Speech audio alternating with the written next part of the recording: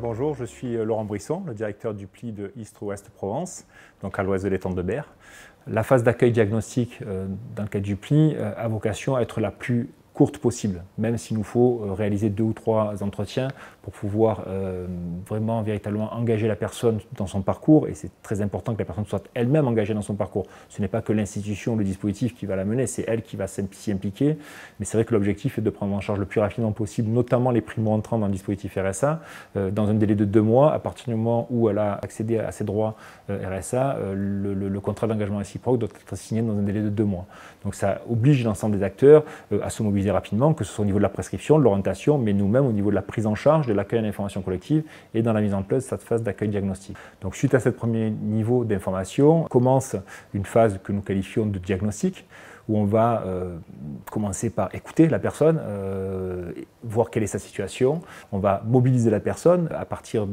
de ses difficultés, de ses atouts aussi, de ses forces, de ses faiblesses, et on va essayer de construire avec elle quel pourrait être le parcours de retour à l'emploi qu'on va essayer de mettre en place ensemble. Au terme de cette phase diagnostique, qui va être constituée de 2 ou 3 entretiens, nous allons nous engager mutuellement à collaborer durablement jusqu'au retour à l'emploi ou l'accès à la qualification. Donc c'est une phase de contractualisation qui est importante, qui fait l'objet aussi pour les allocataires du RSA d'une contractualisation dans le cadre d'un contrat d'engagement réciproque. Donc cette contractualisation est actée et ensuite on met en œuvre l'accompagnement qui est prévu.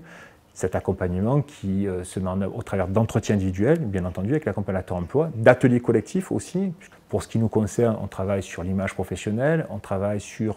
les questions de compétences, le sens au mot compétences, on travaille aussi sur l'accès à la plateforme Pôle emploi, on travaille sur des ateliers de reprise de confiance en soi. Donc on essaye de faire en sorte que l'accompagnement soit dans sa nature diversifiée, à la fois des entretiens individuels, où on va au fond des choses avec la personne, mais à la fois aussi avec des ateliers collectifs qui permettent aussi d'apporter une autre dynamique aux personnes, puisque après l'objectif c'est quand même d'aller chercher de la ressource extérieure, donc que ce soit encore une fois au sein de l'insertion par l'activité économique, les chantiers d'insertion ou autres. Donc pour ce qui nous concerne, c'est clairement nos chargés d'entreprise qui